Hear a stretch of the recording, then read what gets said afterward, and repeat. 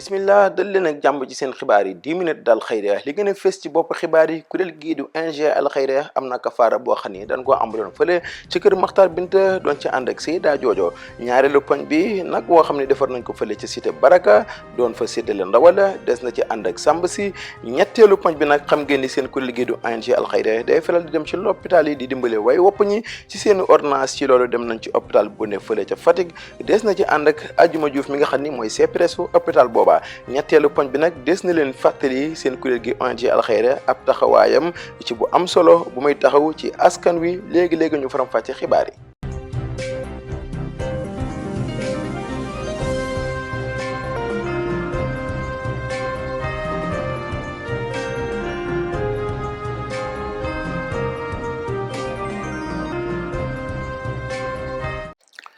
asalaamaaleykum mbokki téléspectateur ONG Al Xayra ni leen ko waxee léegi rek ci bopp xibaar yi xam ngeen ni seen kuréel gii di ONG Al Xayra am na kafaara bu mu doon amal fële ca kër Maxtar Binta nga xam ni ku ko doon taxawee mooy Seyda Joojo kon nag ñu dem foofa ci kër Maxtar Binta déglu Seyda Joojo ca kafaara boobu mu doon amal ca dellusiwaat. man la Seyda Joojo di kenn ci ndawi ONG Al Xayra ñu santoon ma benn kafaara boo xamante si ni maa ngi ko doon defee fii si kër Maxtar Binta yàlla dogal na ne liggéey baa ngi noonu def nañ ko ba noppi maanaam muy plat yu mucc ayib yooyu nga xamante si ni yéen a ngi koy gis maanaam togg nañ suñu ceeb yi neex macha allah taarkalla jënd suñuy ginaar yu baax suñu soos ak lépp macha allah dara manqué wut comme ni ngeen ko gisee noonu rek kafaara bi nag buñ ko toggee ba noppi def nañ ko fukki palaat jox ko fukki borom kër yooyu nga xamante ni ñoom nañ ko jox nag am nañ contentement bu baax a baax ak cant ak ngërëm jëmale ko ci kuréel bii di ONG Al Xayra xam ne seen ndaw laa ñu teg ma fi doon ma defloo kafaara boobu gis ngeen ko am na solo trop macha allah dëgg yàlla palaay mucc na ayib toggi macha allah dara manqué wu ci liggéey baa ngi noonu daal lañ ko defee doon ko defee fii ci Kër Matar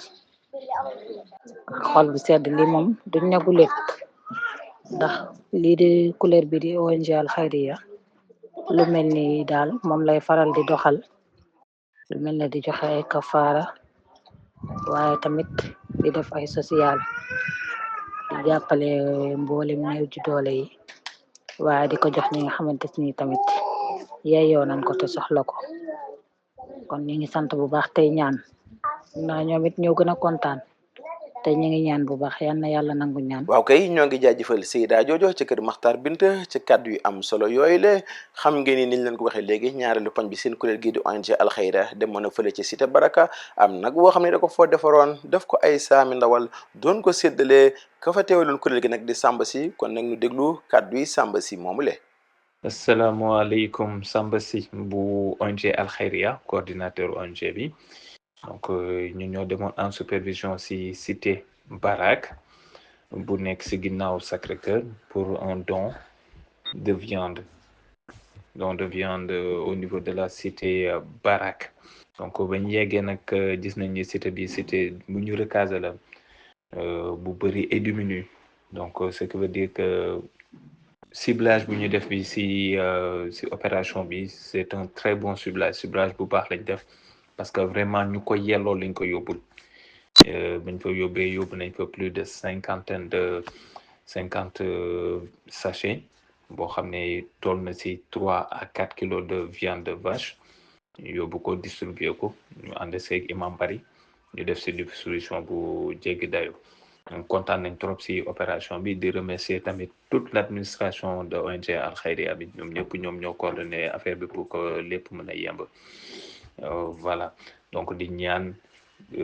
action yi gën a wëy gën a ngande ñu mën a def yenn opération yu gën a ngande yi incha allah merci beaucoup. waaw kay ñoo ngi jaajëfal Samba si ci kàddu yu am solo yooyu le mbokk yi ni ñu leen ko waxee léegi xam ngeen ni seen kuréel gi ONG Al Khayra dañuy faral di dem ci l'hôpital yi di dimbale way wopp ñi ci seen njëgu ordonnance ci noonu demoon nañ ci l'hôpital bu nekk fële ca Fatick doon dimbale ay way wopp ñu takko ci seen i njëgu ordonnance bañ ca demeet am na ku jël kàddu ca l'hôpital ba te mooy CPRS hôpital ba di wuyoo ci turu Adjuma Diouf ko ñu déglu ay kàddu yi Samba Diouf moomu le.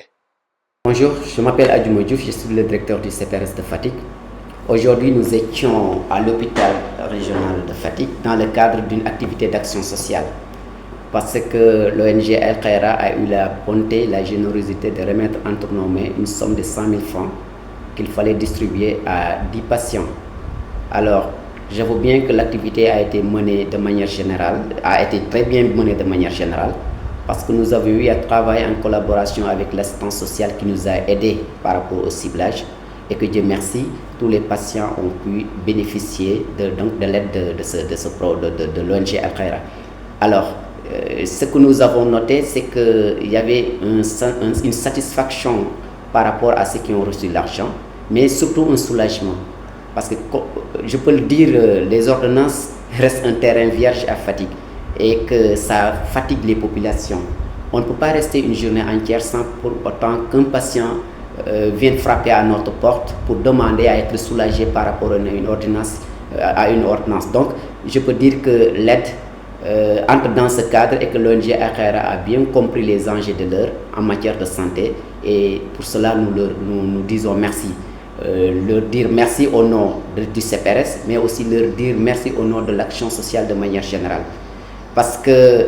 quoi qu'on puisse dire, l'État joue un rôle important dans le cadre de la prise en charge médicale, mais le domaine des ordonnances reste encore un terrain à appuyer davantage, un terrain à renforcer, parce que tout simplement, les patients sont très fatigués et que c'est très rare de voir quelqu'un s'activer dans ce domaine pour vraiment les soulager dans ce domaine. Donc, si l'ONG Al Khayra manifeste vraiment son désir, son soutien, à vouloir assister les patients dans ce domaine, nous ne pouvons que lui dire merci. Merci vraiment pour tout ce que vous avez fait.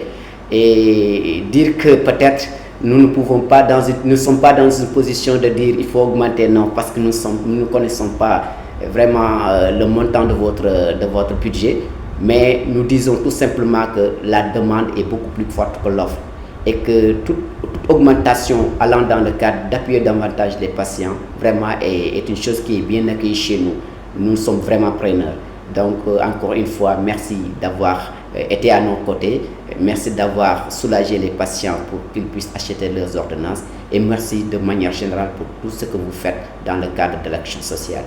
Merci beaucoup. waaw kay ñoo ngi jaajëfal Adjuma Diouf moomule mbokk yi ni leen ko waxee léegi di leen fàttali ak seen kuréel gi di ONG Al Khayra ab taxawaayam xam ngeen ne kuréel gi di ONG Al Khayra day taxawaay bu mucc ayib ci jirim ñi teg ko rek ci rasulullahi li muy wax naan man ak ki taxaw jirim maag moom nii ba aljana xam ngeen ne seen kuréel gi di ONG Al Khayra day faral di dem ci l'hôpital yi di dimbale waay wopp ñi ci seen i ordonnance waaye seen kuréel gi di ONG Al Khayra day taxaw temm ci taxawal ay masajid ak i madaris ay école ak i jumaa yoo xam ne dañ koy taxawal ngir rek nit ñi mën a jàng ba am xam-xam mën a jaamu seen borom waaye day taxaw temm ci dem ci dëkk yi nga xam ne dañuy soxla ndox di leen bënnal ay teen loolu bokk ci taxawaayu ONG Al Khayra beneen yoon incha allah des na leen indil leneen ci taxawaay ONG Al Khayra kon nag nu ñaanal kuréel googale jërë ngeen jëf mbokk yi loolu moo doonoon seen 10 minutes dal xayriya li gënoon a fees ci bopp xibaar yi ñu fàttali waat leen ko poñ ba ci njëkk moo doonoon kafaara boo xam ni kuréel gi di ONG Al Khayra dañ ko ambaloon fële ci kër Makhtar Binta doon ci ànd ak Seyda Joojo ñaareelu poñ bi doonoon dimbal loo xam ni kuréel gi di ONG Al Khayra dañoo demoon fële ci l'hôpital bu nekk Fatick